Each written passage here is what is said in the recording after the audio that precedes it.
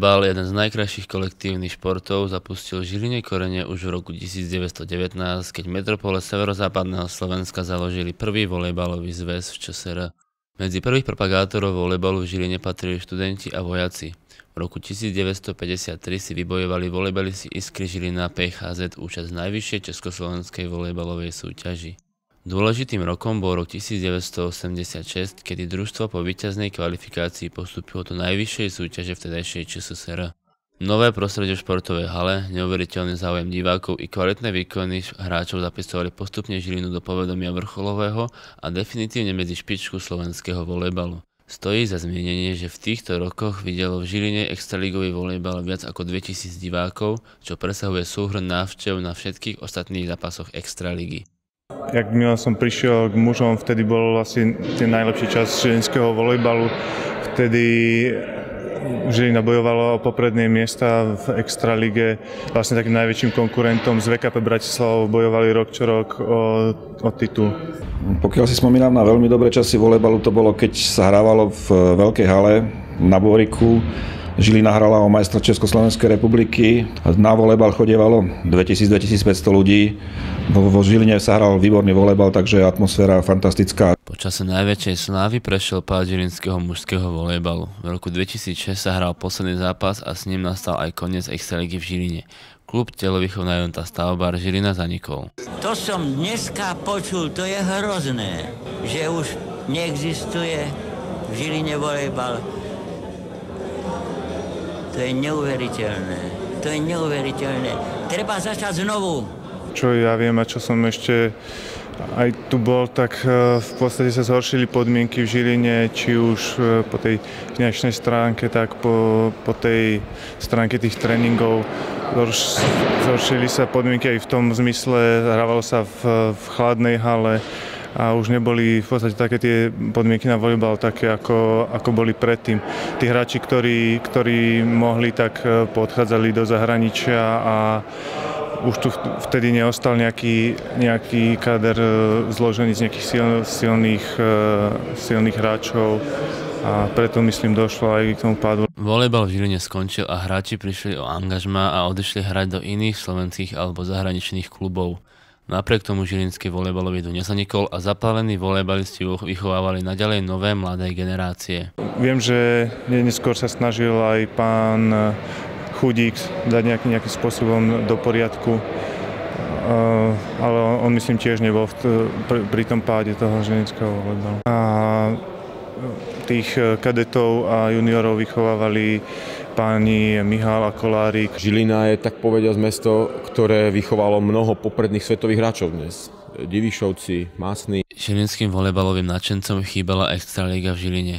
Po 2 rokoch sa zrodila myšlienka znovu postaviť mužský žilinský volejbal na nohy. Zrodilo sa to vtedy, keď sme hrali vlastne prakticky už asi 2. sezónu v Martine.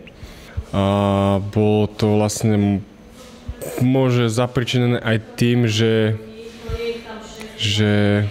niektorí lepší hráči sedeli a niektorí slabší z Martina hrávali, tak preto sme vlastne sa rozhodli, že založíme v Žiline volejbal, ale nielen kvôli tomu, ale hlavne aj kvôli tomu, aby Žilina patrí ako volejbalové mesto, ktoré vychovalo neskutočne veľa volejbalistov, neskutočne veľa dobrých volejbalistov, čiže tam tá otázka volejbalistov, to bolo úplne jednoznačné. Keby 10 odmietli, 15 odmietli, tak furt ďalších 20 tu je, takže myslím, že tam to až taký veľký problém nebol. Jasné, že niektorí odmietli, či už z rodinných dôvodov, alebo už z nejakých tých finančných možno dôvodov. Takže finančná situácia klubu, no momentálne je to dosť biedné. Je to viac menej, prežívame z mesiaca na mesiac, ale určite sa nestane to, že by sme v decembri alebo v januári tú ligu odhlásili. Máme prisľúbenú pomoc mesta, máme prisľúbenú pomoc od viacerých firiem. Akurát tie jednania sa trošku pozdržali a je to na taký dlhší beh, ako by sa pôvodne zdalo, takže ja verím, že na začiatku nového roka už bude táto finančná situácia vyriešená a budeme mať zabezpečenú sezónu úplne do konca. No, čo sa týka platov, tak jak sme hrali v prvej lige, takisto to zatiaľ funguje aj v extralige. Nikto z hráčov plat neberie. Všetky posty, ktoré sú zastávané v klube, či už hráčské alebo manažerské, tak každý to robí, dá sa povedať, zatiaľ z tej lásky k volejbalu, nie kvôli peniazom. Jediná osoba, ktorá v klube bere plat, tak je tréner, ktorého sme sem angažovali z Prešova. V čase, keď som mal ponuku o angažma ísť do Žiliny, keď som sa rozhodoval, tak som vedel, že je to nováčik a bude to hrozne ťažké. Volejbalovo, lebo vedel som, kde sa volejbalovo nachádzajú ostatné mestá a aký level volejbalu nás čaká. Zavážilo to, že je to Žilina, že je to extraliga a že ja osobne som bol presvedčený, že je to perfektná partia ľudí. To znamená, že to srdiečko volejbalové tam je. Aj v súčasnosti sú veľmi dobrý kolektív. Bohužiaľ, niektorí nevedia pochopiť, že na extraligu už nestačí len entuziazmus. Že potrebujete hrať volejbal a robiť body. Že nesmiete robiť nevinútené chyby. A potom je tam tá mentálna stránka toho, taká osobnostná tých hráčov. Niektorí sa s tým dokážu vysporiadať sami. Niektorí sú činnosti s kolektívom a niektorí jednoducho odídu sami. V prvej lige Žilina existovala 3 roky. Počas tejto doby klub prešiel mnohými etapami vývoja. Klub som prebral v druhej sezóne a je to kvôli tomu, že mi záleží, aby v Žiline ostal volejbal a volejbal znamenal to, čo kedysi v minulosti. Starám sa oň už 3. rok. Momentálna sezóna je sezóna v extralige. Táto sezóna vôbec nie je jednoduchá, už aj kvôli situácii, aká je. Fungovanie v klubu v extralige je o mnoho náročnejšie, už len kvôli tomu, že extraliga má väčšiu pozornosť ako prvá liga. Po finančnej stránke sme zápasy vždycky riešili svojpomocne, prípadne nám pomohlo mesto, Vúcka a univerzita. Potom sú to malí sponzori. Dneska je to o peniazoch. Ak zajtra príde človek, ktorý zloží určitý budget peňazí, v klube na druhý týždeň fungujú profesionálni minimálne 4 hráči a na túto extraligu vám títo hráči postačia a zrazu vás to vyhupne niekde inde. Ale na začiatku mi bolo povedané, že toto cesta nie je. Nie je minimálne do polovičky kalendárneho roka.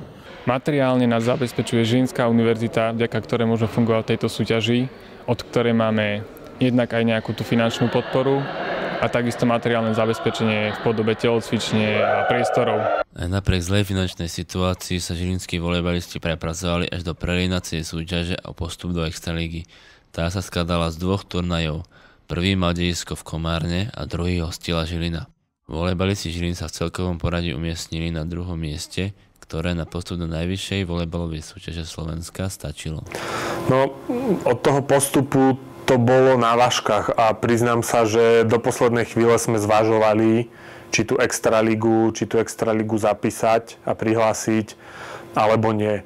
Na jednej strane sme všetci veľmi chceli, na druhej strane tam bola tá finančná situácia.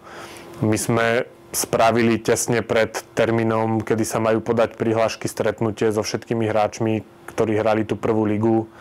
Povedali sme im na rovinu, aké sú podmienky, aká je finančná situácia klubu, že nebudeme mať na to, aby sa hráčom vyplácali nejaké mzdy, odmeny a platy.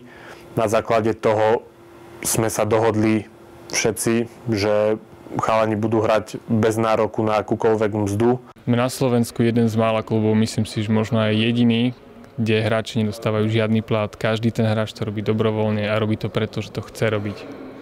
Hrať extraligu na takejto úrovni, bez peňazí, alebo teda bez odmien, chce veľkú hrdosť a veľké sebazapretie. Žilina je nováčikom v extralige. Jej hlavným cieľom je udržať sa v elitnej skupine volejbalových klubov Slovenska. Vývoj hráčov v posledných rokoch napredoval, mnohí sa herne zdokonalili. Prístup hráčov sa zmenil určite, nakoľko v tej prvej lige, ako som spomínal, sme mali 3 tréningy do týždňa, sobotu bol hrací deň, kdežto v tej extralige máme do týždňa tréningov 7. Sobota je hrací deň rovnako ako v prvej lige, ale časovo je to určite náročnejšie, keďže nikto z hráčov nie je profesionál a nebere za to plat. Chalani buď študujú, alebo majú svoju prácu a popri tej práci tie tréningy musia stíhať. to, čo stačilo na prvú ligu, v žiadnom prípade by na extraligu nestačilo. Tie zápasy z nášho pohľadu nie sú zlé. Kopec zápasov bolo odohratých naozaj veľmi dobre, ale v tých záveroch a ťažkých koncovkách sme platili tú nováčikovskú daň, kedy naozaj bolo vidno, že ten náš super, ktorý proti nám nastúpil, hráči sú či psychicky, či fyzicky viacej odolnejší a vidno na nich, že majú za sebou odohratých viacej ťažkých zápasov v extralíge ako my a na to sme v konečnom dôsledku trošku doplácali. Budúcnosť žilinských volejbalistov je zatiaľ neistá, no hráči už teraz ukazujú odhodlanie a chuť bojovať a udržať extraligu v Žiline čo najdlhšie. Hráči Žilinskej Unizy sú mladí, perspektívni, mali by sa v lige udržať, o to tu ide a pokiaľ budú pokračovať v tom, čo si zaumienili, tak si myslím, že by mohli vytvoriť jeden dobrý celok a mohli vybierať vysokú úroveň.